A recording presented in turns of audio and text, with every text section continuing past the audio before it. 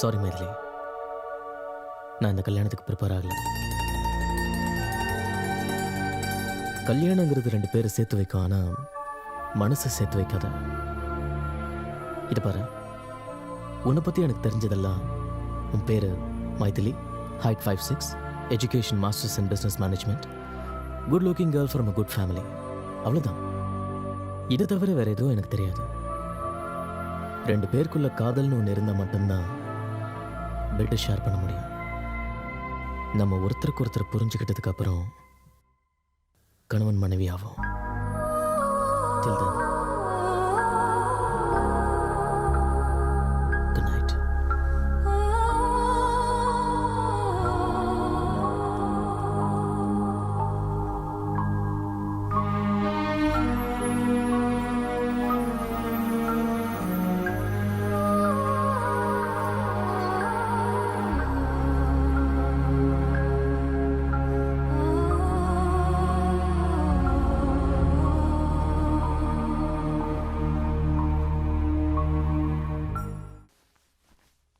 என்னடா மூட் அவுட்ல இருக்க?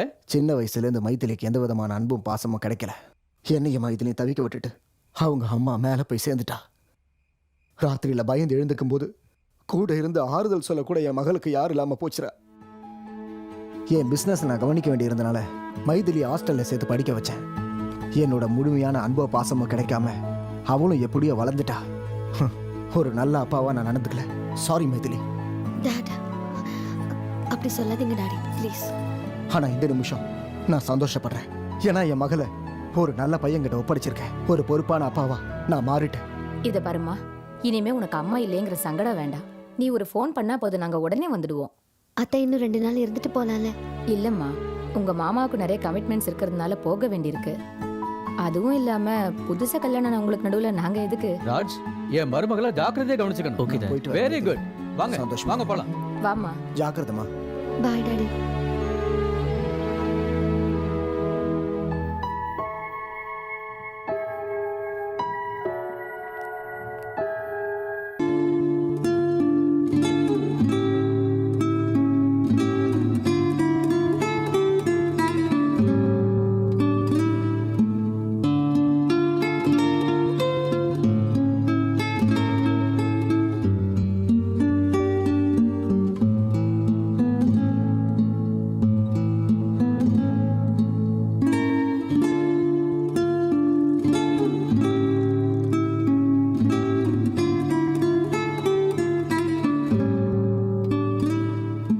குட்.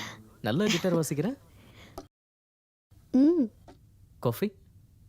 ஓ, thanks.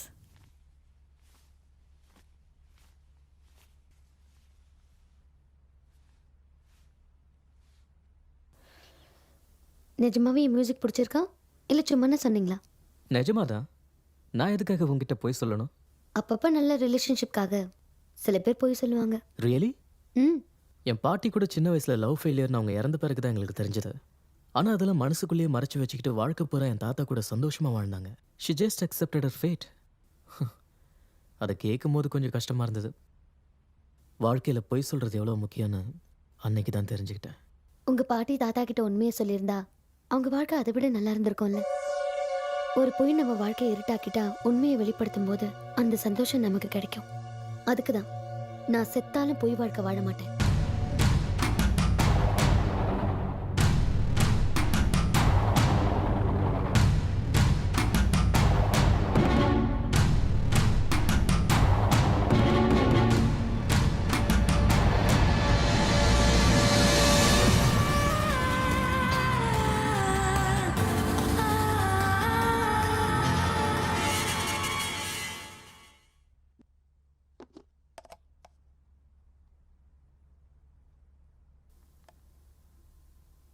Thanks.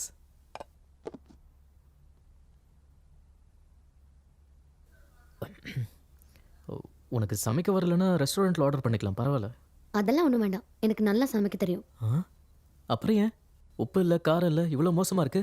நான் தெரிஞ்சுதான் அப்படி சமைச்சேன். நீங்க தானே சொன்னீங்க நம்ம நல்லா புரிஞ்சுக்கிட்டதுக்கு அப்புறம் தம்பதி வாழ்க்கையை தொடங்கலான்னு. அது வரைக்கும் கொஞ்சம் கண்ட்ரோலா இருக்கலான்னு.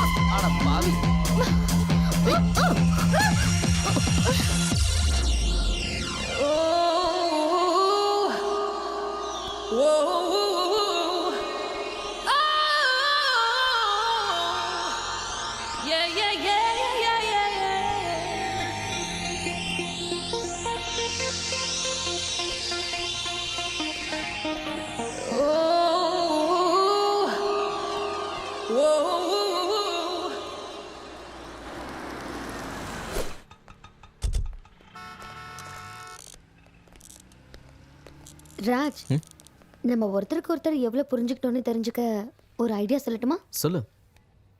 இப்போத்துல இருந்து 10 நிமிஷத்துக்குள்ள உனக்கு என்ன வேணுமோ அதை நான் வாங்குவேன், எனக்கு என்ன வேணுமோ அதை நீ வாங்கணும். Okay? Okay.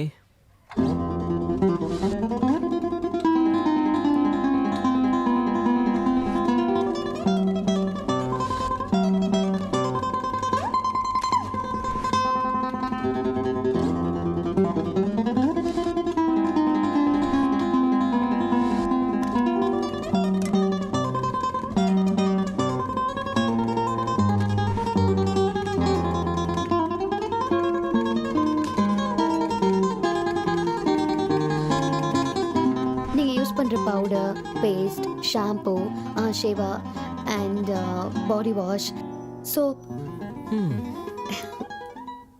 Not bad.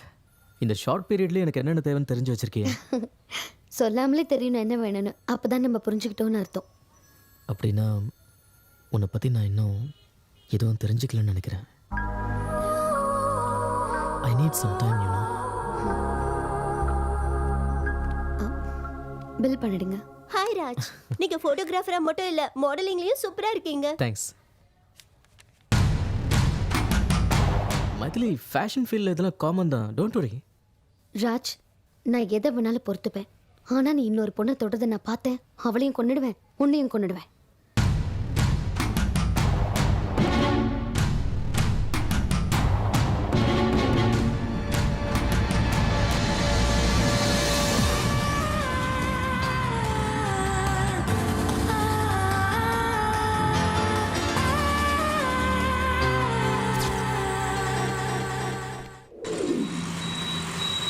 Hi friends, இன்னைக்கு என்னோட பார்ட்டி.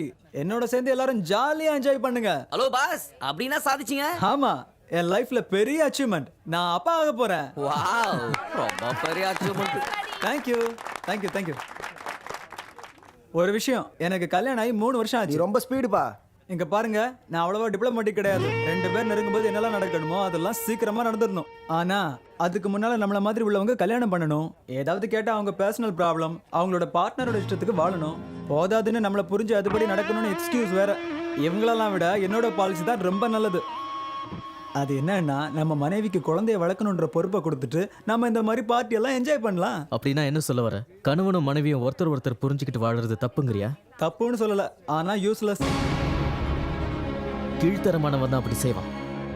உன்னை நம்பி வந்த பொண்ணோட விருப்பு வெறுப்பு தெரிஞ்சிக்காம கல்யாணங்கிற பேர்ல அவளை பிரெக்னென்ட் ஆக்கி அம்மா வீட்டுக்கு அனுப்பி வச்சுட்டு இஷ்டத்துக்கு வெளியே சுத்துற உன்ன மாதிரி ஆளுங்களை என்ன வேணா சொல்லி திட்டலாம்டா. எதுக்காக இவ்வளவு கோவப்படுறீங்க? உங்க வைஃப் உங்ககிட்ட ஏதாவது கேட்டாங்களா என்ன?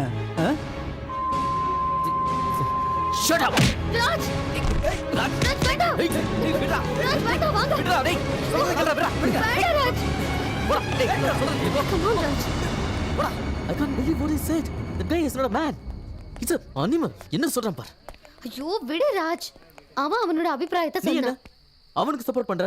அவன் சொன்னது கரெக்ட்டா? Raj, I didn't mean like that, okay? Then what did he mean? அவன் சொன்ன மாதிரி நம்ம இருக்கணுமா? ஓகே. ம், அப்படி வாழ்ந்தா நமக்கு மிருகத்துக்கு வித்தியாசம் இல்லை. வா. ராஜ், ம், கல்யாணம் ஆனதுக்கப்புறம் ஃபர்ஸ்ட் டைம் நான் ரொம்ப சந்தோஷமா இருக்கேன் ராஜ். இந்த சந்தோஷம் நமக்கு எப்பவும் இருக்கணும். ஏய் கமான் மைத்திலி, ஏன் இப்படி ஃபீல் பண்ணி பேசுற? இனிமே நம்ம எப்பவும் இப்படி தான் இருப்போம். That's good. இப்படி தான் இருக்கணும். ஓ பை த வே, நான் மறந்து போயிட்டேன். ஹோட்டலில் டெலிகேட்ஸ்க்கு ஏதாவது கிஃப்ட் வாங்கணும். ஸோ ஆன் த வே ஏதாவது நல்ல மாலாக பார்த்து வண்டி நிறுத்து. ஓகே? ம், எஸ் மேம். ஏய் பஸ் You mad?